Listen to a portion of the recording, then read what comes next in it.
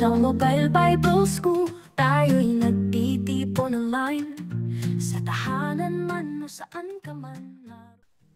So, i-open natin ulit ang ating website. Tignan natin tong Lost in Translation. Just visit mobilebibleschool.inc.com. Para makita yon, dito po kayo pumunta sa course offered and subject courses. Itong subject courses, ito yung mga individual subject course natin. And praying na at least once a week makagawa ako ng isa sa mga subject dyan. Kaya yung mga nakuha na nating subject dati, ilalagay ko rin dito lahat. So ito yung Hebrew 101 Reading and Writing. Ito na po yung page natin or landing page na tinatawag. So pag kinlik natin itong Lost in Translation, just click it, download and print it. Yan. Ito yung mga untranslated death or yung mas malalalim pang ibig sabihin ng Hebrew words. Halimbawa, itong salitang chesed. Hindi pa man natin mabasa, i-share ko lang yung significance niya, no? Hindi pa man natin mabasa, but I'm just giving an example. Yung salitang chesed or loving kindness, sometimes it was also translated as a love or mercy, itong chesed. Halimbawa, for His mercy endureth forever. Meron sa Psalms yun, paulit-ulit, for His mercy endureth forever. For His mercy endureth forever. Yung salitang mercy doon is chesed, and sometimes it was used also as a love. In Psalms chapter 23, yung last verse niya, sa verse 6, sabi doon and His mercy, sabi niya, His loving kindness will follow me all the days of my life. Yung salita ni, doon, loving kindness is chesed. Okay? So, ang deeper meaning niya, actually it means covenant loyalty and yung loyalty ng covenant niya will follow me dahil ito ay constant yung love or steadfast yung love. Kaya yung salitang steadfast love sa Lamentation, for His mercy is new, that is chesed. So, new every morning. Kaya minsan may iba-ibang translation. For His love is new every morning, for His mercy is new, or loving kindness is new every morning. Kasi iisang word lang talaga sa Hebrew is chesed. Ang ibig sabihin talaga ng chesed ay hindi yung emotional love, na translation ngayon sa English, pag sinabi mong love, wala na akong love sa'yo kasi wala ka na nararamdaman. It's not all about the emotional love. It means actually based on commitment, not just feelings. Yun yung chesed. So, commitment yan based on their covenant at saka yung loyalty, immovable love. So, yun. So, many scholars suggest that loyal love or faithful mercy is more accurate in translation ng chesed. So, isa pa lang yan. Then, another one, let me share this, yung salitang shalom. Halimbawa, peace be with you. Akala natin yung peace be with you or shalom, yun na yun. Meron ako ditong PowerPoint ng noon pa, matagal na itong PowerPoint ko about shalom. Siguro mga 2014 or 2012, 13, yan, nagawa ko itong PowerPoint about shalom. Ang ibig sabihin kasi ng shalom, Isaiah 26:3, halimbawa, you will keep him in perfect peace or shalom, whose mind is stayed on you because he trusts in you. Yung salitang shalom, peace sa translation, but in Hebrew, marami, so much more.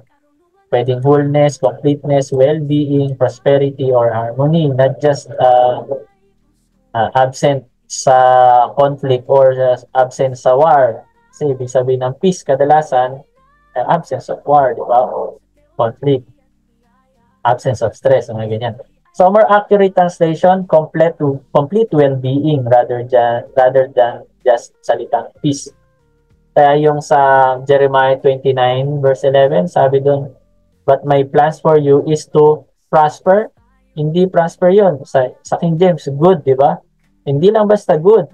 Maraming ibig sabihin yung salitang shalom. At eto nga, bibigyan ko kayo ng example ng sa PowerPoint ko. nakikita niyo yun. Ito yung mga, ano ko po ito, mga sermon noong mga matagal na panahon na. Since nagpastor ako na nagpa-PowerPoint. Shalom. Hanapin natin si Shalom. And Shalom. Oh.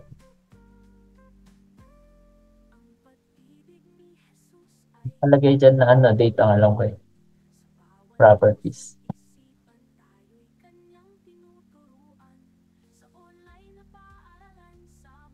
(2025) hindi na niya ma-indicate dito. So, nakikita po natin ano. Ito yung mga ibig sabihin ng shalom. Tatlong word lang siya. Shalom means salute o pagbati. Shalom means yung peace o kapayapaan. Ito yung kanyang Hebrew word. And it means walang sakit o mabuting kalagayan also. Nung tinanong ni Jacob yung kanyang tatay, kamusta yung si tatay? Sabi niya gano'n. Si Isaac, sabi niya, your father is well. O, shalom. So, ibig sabihin, walang sakit o mabuting kalagayan. At kaginhawaan or tagumpay, yun din ang ibig sabihin ng salitang shalom. So, yan yung mga ibig sabihin ng shalom, no? Prosperity.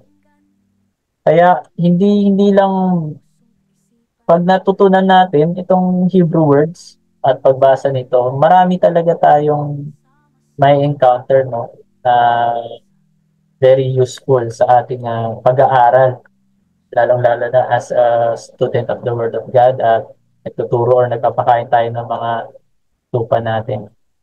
So, yan yung example. Balik na tayo sa ating lesson. Ngayon, pag-aaralan naman natin. So, naka-isang oras na tayo sa significance. Doon po sa tinatawag na lost translations. At marami pa po yan. Merong Efesians. Actually, marami ito. No? Konti lang itong inilagay ko. May maganda rin dito yung salitang, ito yung Bereshit. Ito yung unang-unang mababasa natin sa Bible, Bereshit. Or salitang in the beginning. It doesn't mean always na sa simula. It also means God first or priority. And yung Shema, hindi lang basta hear, kundi hear and obey yan, yung salitang Shema. Pero sa Bible, hear, O Israel, the Lord our God is one Lord, or the Lord is one. Yung salitang Shema, hear lang, pero actually, hear and obey, hindi pwedeng i-separate yung salitang hear and obey sa salitang Shema. Yan, Saya, etc. Close na natin.